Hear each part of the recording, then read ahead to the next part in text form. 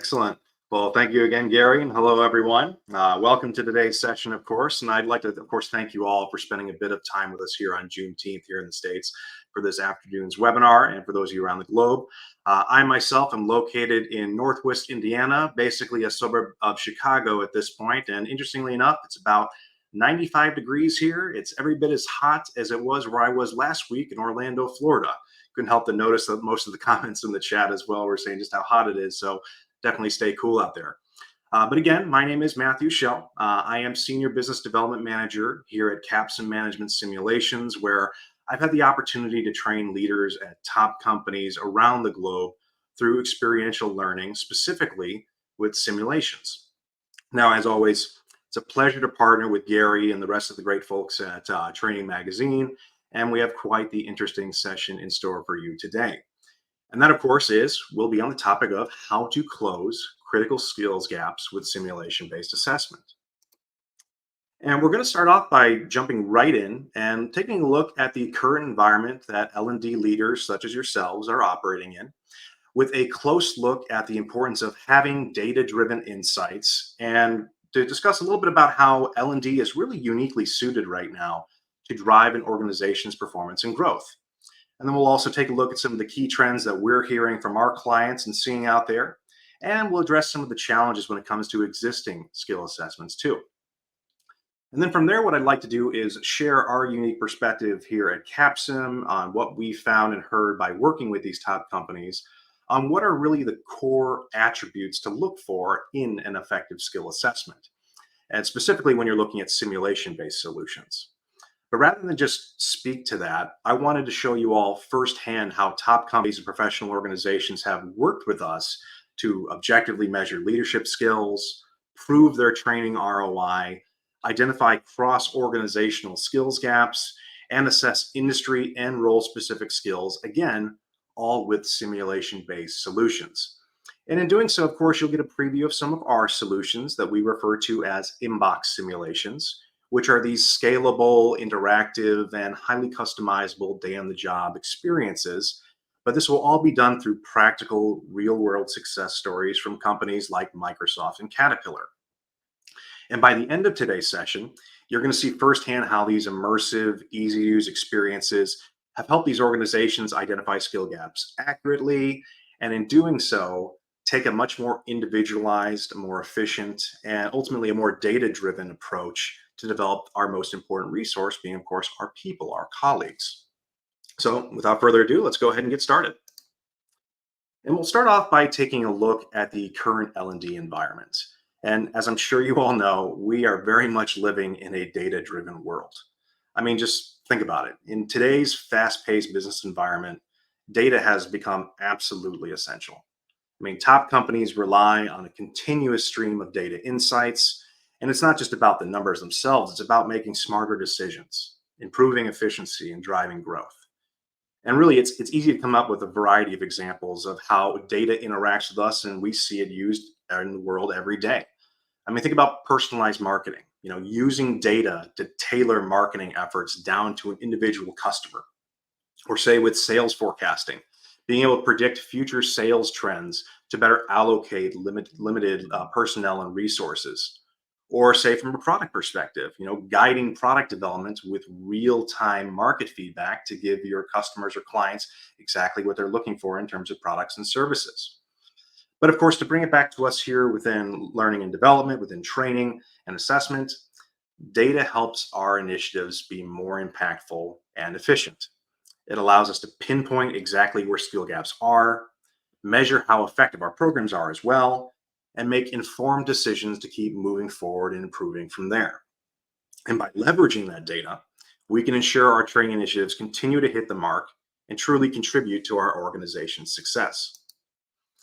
And to expand on that a bit, again, it's clear that we're living in this data-driven world, which makes having a high-performing L&D function or team more critical than ever.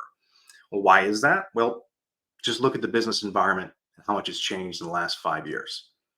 And I'm not even speaking directly to like post-pandemic changes like the acceleration of remote work or digital transformation, but other changes like rapid advancements in things like AI over the last 18 months. or industry transformations that are literally changing the job market as we speak at an unprecedented rate. And to look at this, I just have a couple of eye opening statistics that I pulled from some World Economic Forum reports going back in the last 5 years. Because within that time, they'd said that by 2025, next year, we'll have seen up to 85 million jobs globally that have been displaced due to machines or AI. But there is an upside here in that about 97 million new roles have been or are in the process of being created, which ultimately is signaling this massive shift in the types of skills that are going to be in demand in the very near future. And additionally, 23% of global jobs will change due to industry transformation in the next 5 years alone. That's nearly a quarter of all jobs worldwide that are currently evolving that are going to require new skills and new capabilities. And then as a third entry here, 1.1 billion of those jobs are liable to be radically transformed specifically by technology over the next decade. So this isn't just about new jobs, but also existing roles changing fundamentally. So again, a high-performing L&D function is not just beneficial at this point, it's essential. And we need to ensure our workforce is ready for these changes as they come in, equip them with the skills needed to thrive in those new and transformed roles as well. But to do so, we need to make sure that we're investing in effective learning and development strategies and solutions so we can navigate through these transitions smoothly, keep our organizations competitive, and support our teams in their own career growth, of course. And from here, let's go ahead and take a quick dive into some current L&D priorities and how they align with this kind of forecast here. And to do so, I'm going to be pulling directly from this year's LinkedIn Workplace Learning Report, which I'm sure that many of you have already seen. And a lot of the findings in there were exactly what we're hearing from our clients out there as well. And it starts off with the fact that top companies today have L&D's backing. They recognize the importance of L&D as a strategic driver of both performance and growth, and this clearly shows in their two top priorities for 2024. I mean, just look at the number one priority is that alignment of L&D initiatives with business goals, ensuring that training programs are directly contributing to the company's success to have that strategic alignment. And then the second priority, and going back to those statistics we were just looking at, is upskilling employees. As these roles evolve and new ones emerge, equipping our teams with the right skills is absolutely crucial. But interestingly enough, in this report, so the 9 out of 10 global executives plan to either increase or at least maintain their investments in L&D, which includes both those upskilling and reskilling efforts. And I think this reflects the growing recognition of L&D's role in driving organizational performance, or to put it in a different way, I'd say that L&D is very much a key differentiator at companies at this point. And the report also had this great chart that you can see in the bottom right here that shows that L&D's voice at the executive table continues to grow. Over the last 2 years, the percentage of learning professionals who say L&D has had a seat at the executive table has increased by about 5 percentage points. So the recognition and the will is there, but how are we doing in terms of these priorities? Let's go ahead and take a look. So let's start off by looking at things from the learner's perspective. Looking at research by Gartner, they reported that about 70% of employees say that they don't have the mastery of their skills needed to do their jobs. That's a significant number, no matter what way you want to slice it, and it points to a big critical issue. It seems that there's a bit of a knowing doing gap when it comes to the training and the application of that training. And the reason I say that is because only 12% of employees say that they apply new skills learned from L&D initiatives and programs to their day-to-day jobs. And this is a concern not just amongst employees, but for executives as well. Because when we look at it from the executive level via McKinsey's research, only 25% of executives believe that training efforts provide a positive and measurable improvement in performance. So this isn't just a gap about applying training. It's about the ability to effectively measure its impact, or to be a bit more candid, prove its ROI. And that brings us directly to one of the key challenges we face with skill assessments today, and that is you can't improve what you can't measure. Because quite often, existing skill assessments out there weren't necessarily designed with development in mind. And a perfect example of this is relying on, frankly, vanity metrics like assessing for completion without being able to demonstrate or have any data that shows growth or learning over time. And it's one of many examples of how assessments fall short, but here's just a few other ones I thought I would highlight. And that the first thing is the majority of the time, they're not based on practical application of skills or knowledge. In fact, traditional assessments tend to focus on the ability to recall information rather than the real world application of that information. And then, secondly, they also lack detailed insights on comparative skill proficiencies because without detailed data or a clear benchmark on how one employee's skills compare to another, it's difficult to gauge where employees stand in relation to each other or industry standards, for instance. And then third, they're subject to bias and constancy, where you're kind of stuck with a solution that has one application. Many traditional assessments are kind of a one size fits all and have subjective components to them, which can lead to biased results or, also a lack of reliable data for you to depend on. And what I think these limitations really highlight is the need for more robust and practical assessment tools. And of course, this is where simulation based assessments come into play because they provide us with a more accurate and dynamic way to evaluate skills while also offering detailed insights and trying to minimize that bias a bit. So, we've kind of discussed the limitations of traditional assessments and the need for more practical data driven solutions. But at the end of the day, what are we trying to do? We're trying to measure performance here. But what does that look like in practice? Well, I always felt that sports was a great analogy for this. And one of the best examples I like to share is that imagine you're trying to improve someone's golf game. I could have them try to describe to me what they're doing and try to provide them with some suggestions. But is that really effective? Well, ultimately, no, as I'm only hearing it from their perspective, not seeing them do it. To truly help them improve, I'd take them out to the golf course, I'd watch them take a couple shots, observe their form, and then provide feedback based on what I see. I'd highlight their strengths, I would point out areas for improvement, but it's offering specific guidance to help them get better. And in my view, the same principle applies to business skills, people skills, industry or role specific skills, any sort of skill development out there. It's about moving from theoretical understanding to practical application. And by observing real world performance, we can provide more accurate and, more importantly, actionable feedback that leads to more genuine improvement. And really, this is what gets at the heart of what makes simulation based assessments so powerful. It's the fact that they're experiential.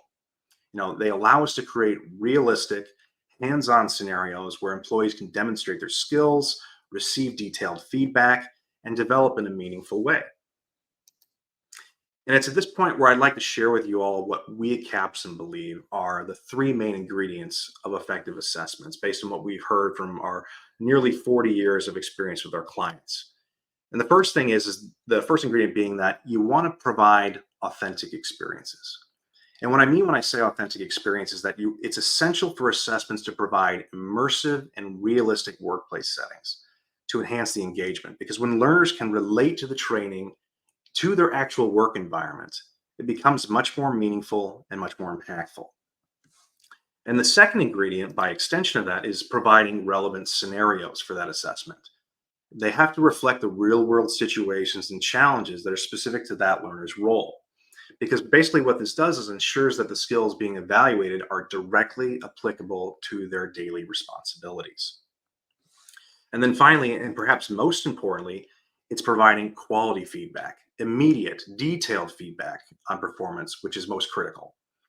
It helps identify strengths and areas for improvement, allowing learners to understand where they're already excelling and where they need to focus their development efforts moving forward, so that way they can be more targeted, they can be more efficient. And really, I'd say it's the combination of these three ingredients: authentic experiences, relevant scenarios, and quality feedback that form the foundation of effective assessments. And they ensure that training is not only engaging, but also practical, and by extension of that, actionable as well when it comes to the feedback. But at this point in time, we've covered quite a bit of ground in just the first 15 minutes or so here. But you may be thinking, okay, why us at Capsum? How are we specifically qualified to speak to the topic of what makes a great assessment? Well, the answer is pretty straightforward. We've been doing it for 4 decades as of next year, where we've been a global leader in simulation-based trainings, and we've assisted companies both large and small with developing business acumen and strategic thinking in their leaders. from first level and emerging leaders all the way up to executive and C-suite level roles. But really, I think what's the key differentiator for us compared to other simulation training companies and assessment companies is that we've also been a leader in the assessment arena going back to about 2006. And the primary way we've assisted our clients with these objective and authentic sim based assessments is being able to identify and assess future leaders within a company early on. That way, we can put them on the fast track for development as soon as possible. And really, it's this infusion of the science backed approach of experiential learning that simulations do so well, combined with these valid assessments that have led to a lot of our clients' success, and some of whom you can see on screen, and some of which we'll be talking about here in just a little while.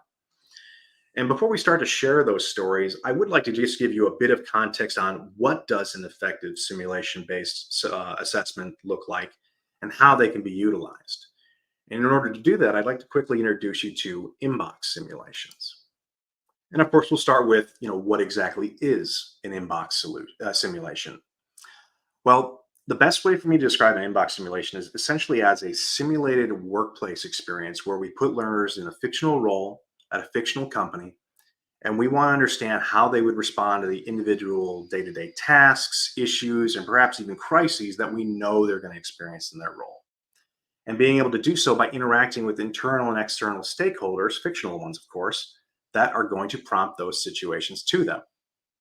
And as the name suggests with inbox simulations, it's simulating the email platforms that we all use daily, making the experience much more authentic and intuitive because this direct alignment with the daily tools that we use enhances the realism and enhances the engagement of the experience, making it much easier for learners to relate and apply what they're learning or being assessed on. And this approach directly addresses one of the key challenges we were just discussing, that gap between theoretical knowledge and practical application. Because by immersing learners in scenarios that reflect their daily roles and tasks, we can ensure that the training stays relevant and practical. And it's this hands on experience that allows for effective skill development through that experiential learning method. And behind the scenes, these inbox simulations allow us to empirically measure the skills that matter most for any given role, whether it's soft skills like communication or problem solving, or technical or even procedural knowledge, for instance, that's relevant to your direct industry. But the data is provided in real time and enables both you and the learner to receive immediate quality feedback. And it's this feedback that's so essential for, again, identifying those strengths and areas for improvement, and thus creating a continuous loop of development as a result. And going back to the point on authenticity and relevance, it's important to note that everything within these inbox experiences can be fully customized. And for every project we do, whether it's built by us or built by our clients and their instructional designers, it's crafted with the same science-backed approach that we've been perfecting for nearly 4 decades now. And this ensures that the training is not only effective, but also tailored to meet the specific needs of your unique organization. And finally, just before we get to the success stories, I just wanted to briefly share a few other key capabilities that address some pain points that we commonly hear from our clients and some use cases for you to keep in mind as we're going through these success stories to show the versatility of these simulation-based assessments. And I would say one of the most significant advantages of inbox assessments is their scalability. They provide a way to benchmark key skills across an entire organization, from the individual level all the way up to the institution level. And what you'll hear shortly in the success stories is that we can also measure the impact of training programs as well. And you can also quantify how effective your training initiatives are and provide clear metrics to demonstrate that ROI we were talking about, while also monitoring employee development over time. And as for some additional use cases, in addition to identifying emerging leaders with comparative percentile data and tracking the development of leadership competencies over time, we've seen this used for career pathways and succession planning, showing individuals what does the next step in the career at your company look like, while you at the same time get to see how they would perform with those new tasks and responsibilities. Or take, for example, certification and compliance training to make more routine, say, annual trainings more immersive by having them go through a simulation assessment afterwards that puts them directly into scenarios where they need to demonstrate that knowledge of policies or guidelines. Or we've even had some surprises with these simulation-based assessments, like as a candidate screening tool. We're creating role preview simulations that show a candidate exactly what it's like to work at your company so they can experience the job before they get the job. And you can see how they perform before they get the role as well. But without further ado, now we can spend the latter half of today's presentation on those different success stories. So, from everything from skill gap analysis to measuring training impacts empirically, I'd like to share with you the following 4 success stories of different L&D challenges the companies on screen faced, how inbox simulations were implemented to address them, some of the key outcomes they achieved with both ready to use solutions and some custom solutions. And we'll go ahead and take a look at those now. And we'll kick things off with our first success story that I'd like to share with the American Association for Physician Leadership, who just collaborated with us to create a series of custom simulation based assessments to objectively measure leadership skills. But we're not just talking about any leadership skills here, we're talking about the leadership skills that align directly with AAPL's competency models and that cover the topics that are most relevant to their industry. And just as a quick introduction for those of you that may be unfamiliar, and as their name suggests, the American Association for Physician Leadership is one of the premier organizations out there for both physician and providers, going all the way back to 1975. And really, their core focus has been providing leadership education, management training, and career development for well over 11,000 members in nearly 50 countries at this point. In fact, since their founding, they've trained well over 250,000 physicians and offer certifications in professional education, or CPE for those of you out there, for training for roughly 4,000 of their members annually. And so it goes without saying that AAPL had a very expansive, a very effective training portfolio already in place that was well established for nearly 50 years at this point. However, they did come to us with a very unique challenge. While they did have an initial assessment and certification process that they would use to identify subsequent trainings for their members that would be most beneficial, they wanted to make it more immersive, more engaging, hence a simulation-based assessment. That way they would motivate and encourage their members to pursue more training, more certifications. And at the same time, that way AAPL could be provided with objective measurements or a snapshot of where all of their membership base was at this point now and going on into the future. So essentially what we did was we created a custom by Capsum series of 15-minute inbox simulations that cover topics like strategy, operations, finance, quality and risk, you name it, that are set in a fictionalized healthcare institution and provide instantaneous comparative feedback on 16 different competencies, again, all aligned with their competency model. And this is all done within less than an hour's time. And to demonstrate this, I'd be happy to share with you an example of how these simulation-based inbox assessments operate. And I'd love to get some involvement from you out there in the crowd too via the chat. So what I'd like to do is take a look at a small sample from an inbox simulation where you take the role of a VP of operations at a fictional hospital. And what we're looking at here is assessing one's delegation, leadership, problem solving, and prioritization skills. And the example on screen here is actually a more serious scenario where medical tools were not properly sterilized prior to a surgery. And while there's no complications just yet, the hospital still needs to respond. So I'd like to pose the question to you all. What would you do if you were in this scenario? And feel free to simply post A, B, or C in the chat. And Gary, I might lean on you a bit here to see if we have any consensus in there in a minute. But let's see what kind of options we have here. Do you go with A, where you have Jane schedule a root cause meeting immediately? B, do you reply to Jane, thank you, and let me know what you need from me? Or C, do you reply to Jane that we need to notify the family right away? So I'll just give you a couple of moments here, and then we'll take a look behind the scenes of this and provide a quick debrief. But Gary, based on your view of the chat, are we seeing any consensus out there? Any trends? People are still typing, so it's a little bit early, but mostly let's get a little bit pretty well divided between A's and C's. Nobody has taken a B yet. And Jan Sage wants to know who is Jane and how is she connected to this anyway. But now it's really leaning towards the A's. Gotcha. So it looks like we do have a bit of a consensus there in A, and Gary, appreciate that.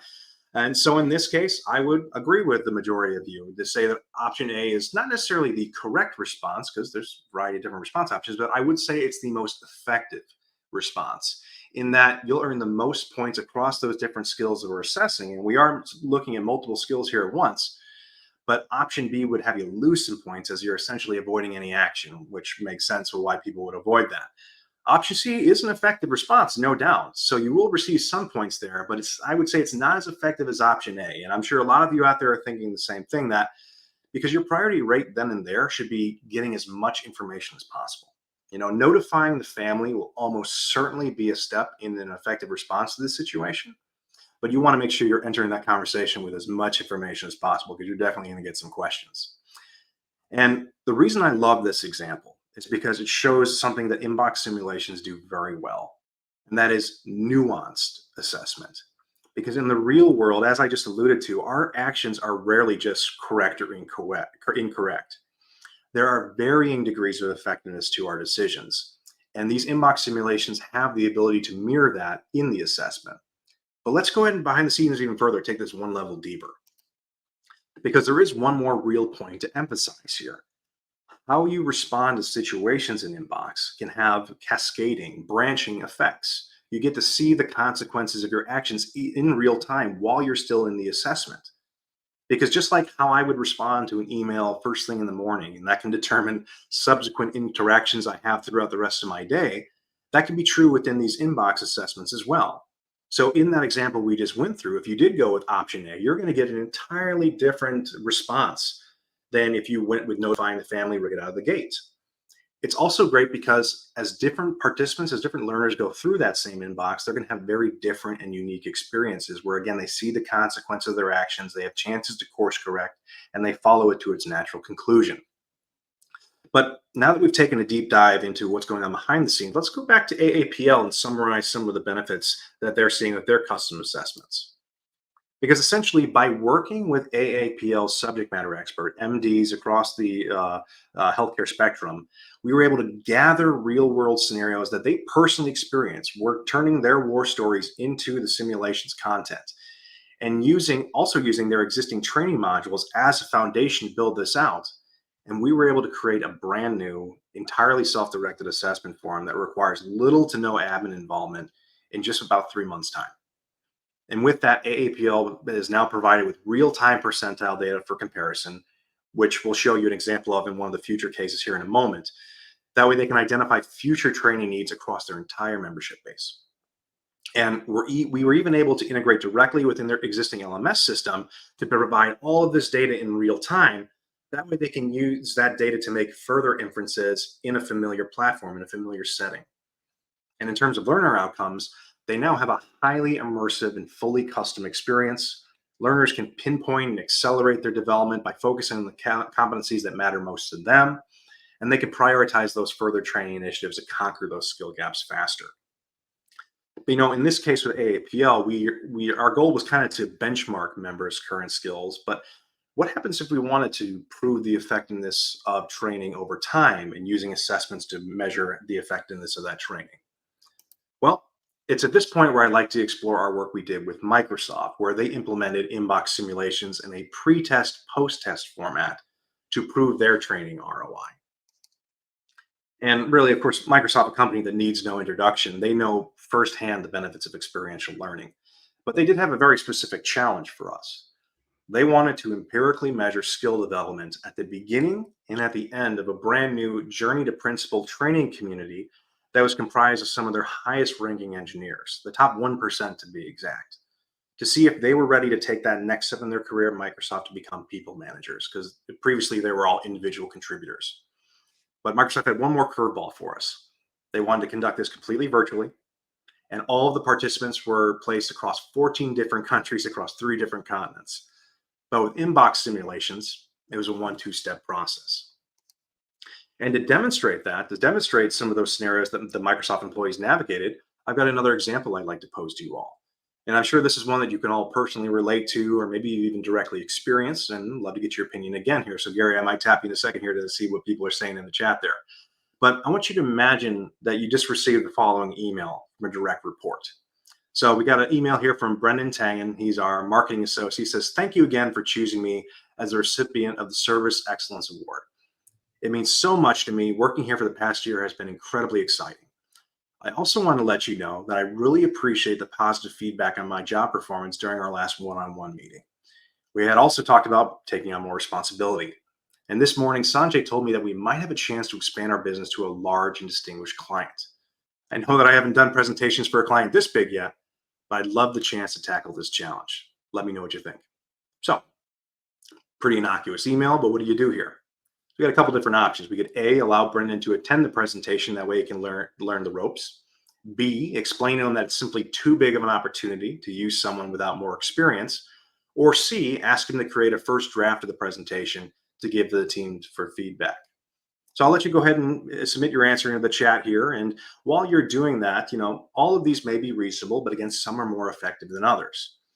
And to determine the effectiveness, we look at research from IO psychologists on how to best manage people in our organizations, all of which, of course, is rooted in well over half a century now of scientific inquiry and research.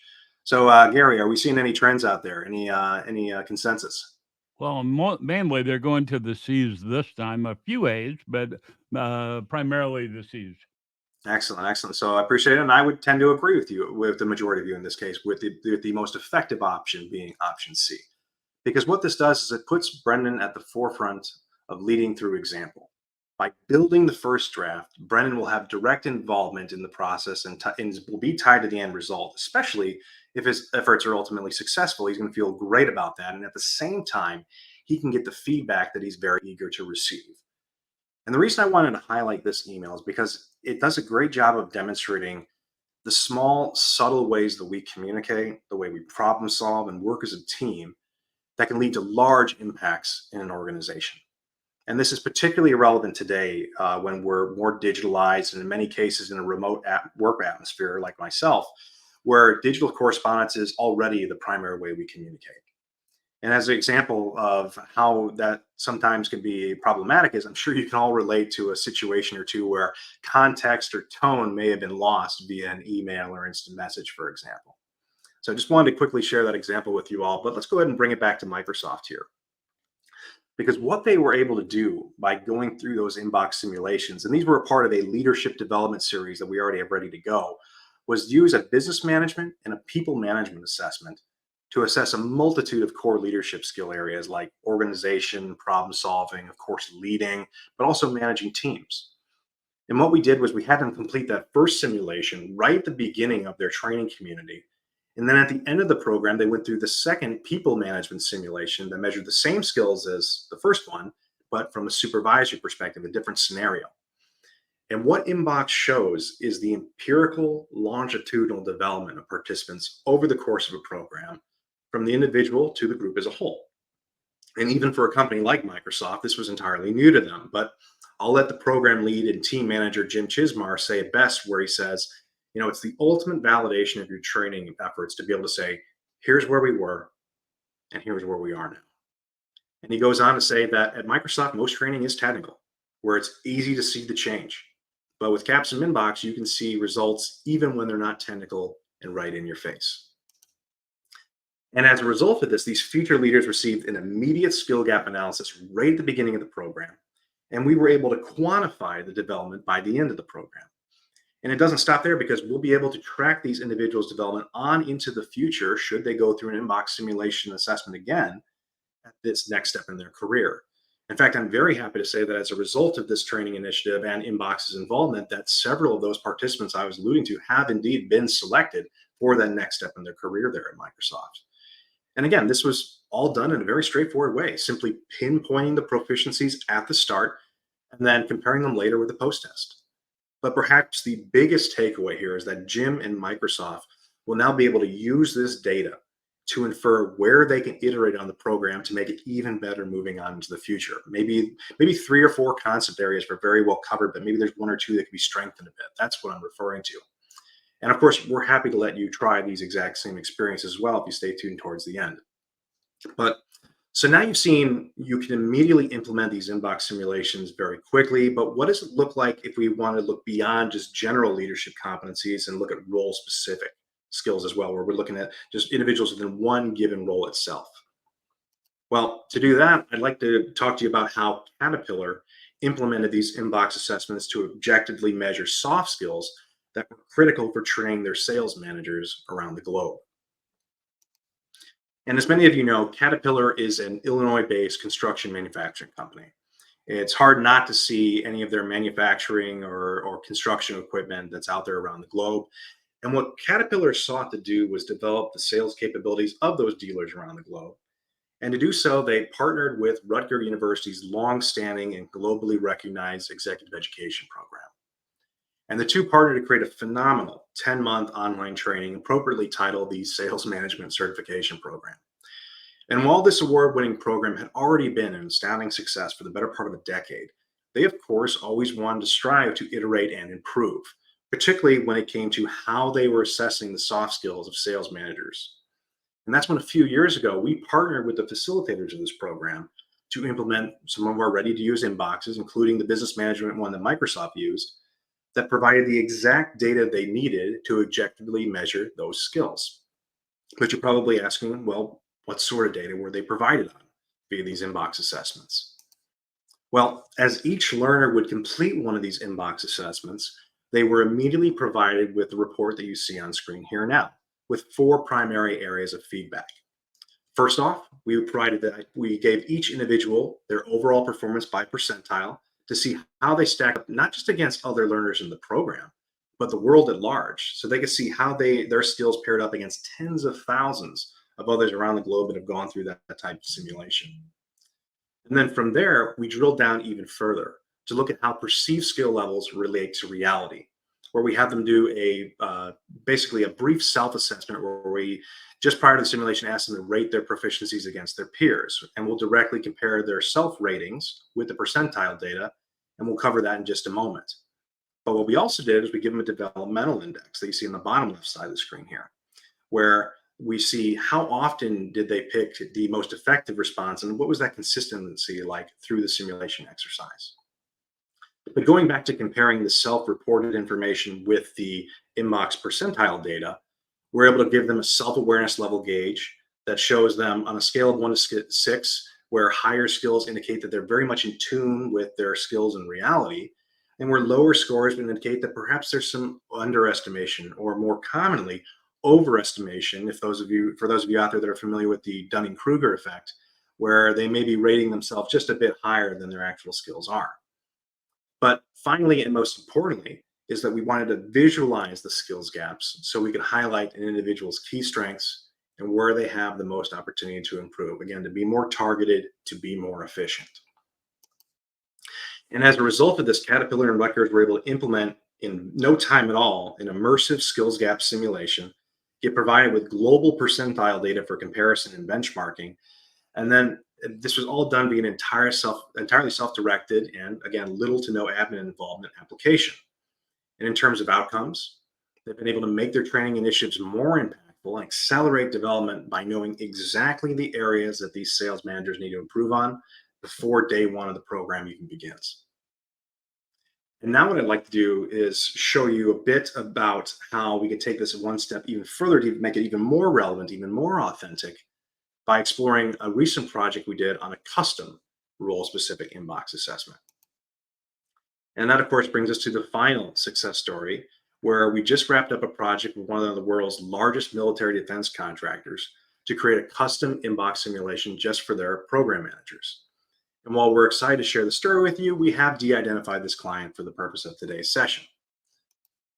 But what this company was looking for was they were trying to achieve with the simulation was demonstrating that it really shows why customization is so important when it comes to a skill-based assessment, an inbox simulation specifically, because they wanted a simulation that was set directly in a fictionalized version of their company that specifically assessed their employees' fundamental understanding of program management.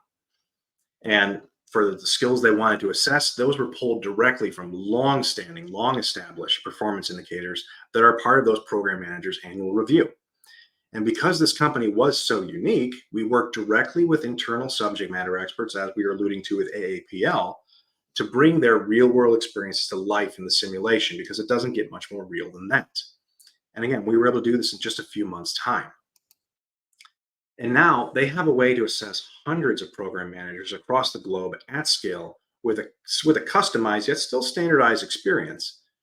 And the way they review the results is in the admin portal that you see on screen here, where they can look at some aggregate scoring data for a given group or cohort, both for the overall percentiles and averages across each of the skills or competencies that we're assessing.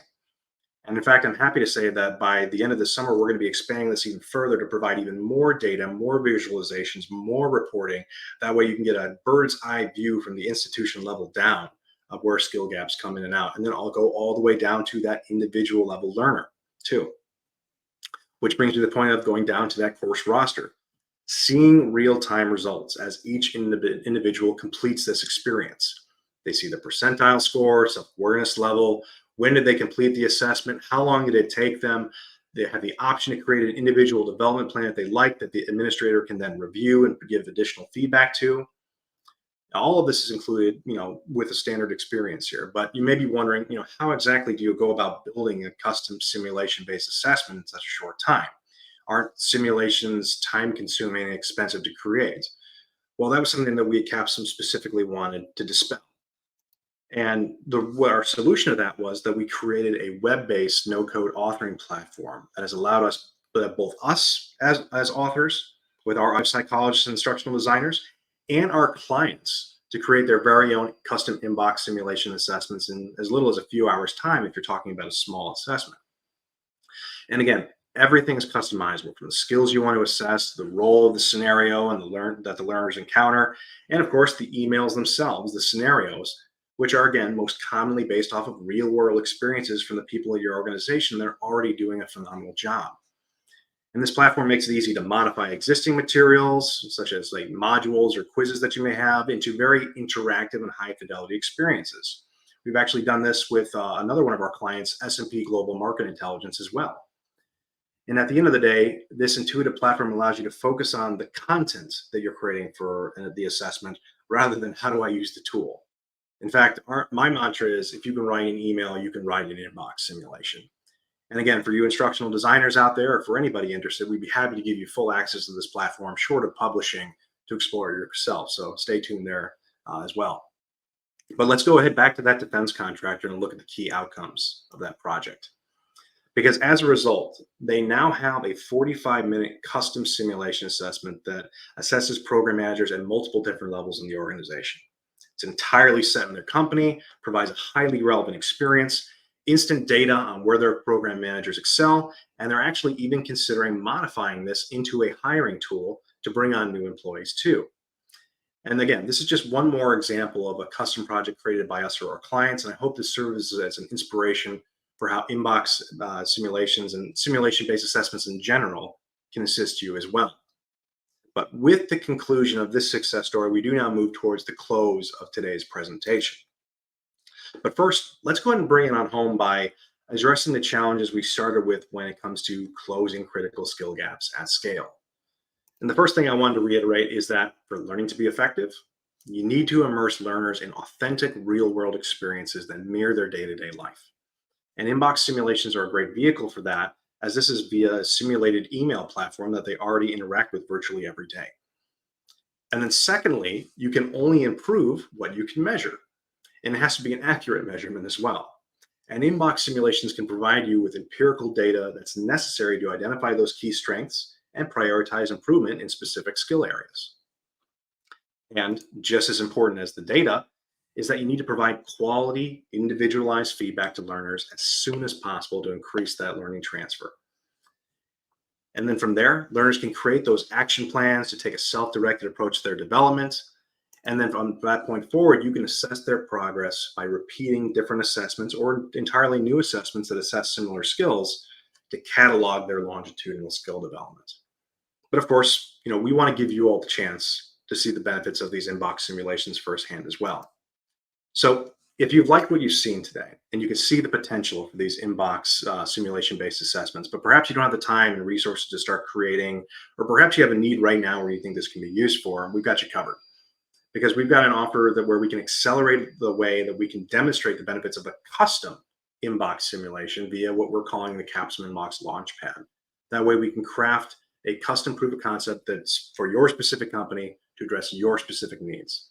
And the best part is entirely risk-free, takes less than an hour of your time. You simply speak with us. I'll have a scheduling link for you. All you got to do is schedule a call with us during the month of June. We don't have to talk in June. We can talk in July or August if you need to, just scheduling it sometime this month. And then by simply speaking with me directly, we'll scope out that solution and I'll have a proof of concept for you to pilot internally within 2 weeks' time. Now, of course, this is an offer is exclusive to anyone that's registered for the webinar. And for those of you present here, this will be on a first come, first served basis. That way we'll tackle these. But by attending today, you're going to get first access to this before we send along the recording and the slide deck to everyone who registered for today's session via email. But of course, more than happy to discuss Capsum Inbox with anyone. If you want to try some of the ready-to-use solutions, or you want to navigate the IAP, our inbox authoring platform I alluded to, more than happy to give you access to that as well. And all we would ask is that once you do give them a try, simply talk with us a little bit. We'd love to get your feedback on the experience and then see if you want to take it that next step forward. And you'll already have a solid foundation from there. And what do you need for a proof of concept? Just 4 small ingredients. What skills do you want to assess? What's the scenario? What's the environment that these learner is operating in? Who are the characters, the fictional stakeholders that they're interacting with? And then finally, what are the exact scenarios that you want to see how they perform in? And just like that, we have a proof of concept for you. It's easy as 1, 2, 3. So all you'll need to do is I'll have a QR code on the next screen here. You can scan with your phone. It'll bring you to a link. Or you can, again, respond to the email we send out right after today's session. But again, the first step, simply schedule that meeting with me. Talk with me directly. We'll discuss your needs. I answer any questions. We determine the scope of the proof of concept. And again, after 2 weeks of us meeting, I'll personally provide you with that custom proof of concept so you and your colleagues can review it. And then from there, we have a quick debrief call again to get your thoughts. And if you did ultimately want to move forward, we could talk about how we can build on the project from there. And if you have a use for right now, we can even defer payment until your next budget cycle. That way you can start using it immediately. We really just want for all of you to see the same benefits that we've seen with our clients with these new types of technologies. So in closing, if you'd like to take part in this offer, there's your QR code in the bottom left. I've also included my contact information and my LinkedIn profile there on the bottom right with that QR code. We will again send these slides over from today's session to you all via email, and you can all connect with me directly that way as well. But in closing, I would just really like to thank you all for your time today. I hope that you found today's session beneficial. And of course, I'd like to personally thank both Gary and Training Magazine for having us for today's session. Thank you all again for your time. And at this point, we'd be happy to open it up to any questions from the crowd. Gary, back to you.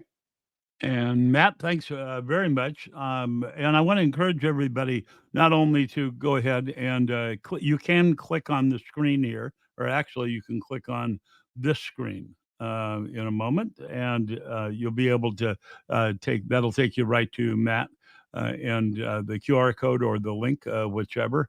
I'm going to go back for just a moment to the other screen because I'd like you, if you don't mind, to rate this session. If you would, just go ahead and let us know what you thought, whether it was outstanding, better than expected, and so forth, right on down there, and would appreciate any input you have for us there. And for those of you who collect certification or recertification points for ATD, I want to let you know that this session will qualify for certain research points, so you can fill out the certificate for that and be able to present those to ATD.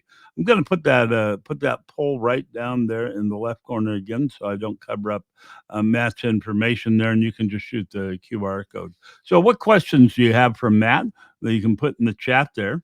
I would also like to know on the right side there, what's the best or most useful thing you learned in today's session, by the way? I see Nikki and Wayne are giving us some feedback here, some input, and somebody else too, and Wendy as well. So we'll wait and see how those come in. Nice session though, Matt. I have to compliment you. Real quick, Gary, it looks like we have to reopen the poll here. It looks like I'm seeing the chat here. Oh, is that so? Thank you. I appreciate it. I was wondering why. Yeah, there we go. All right.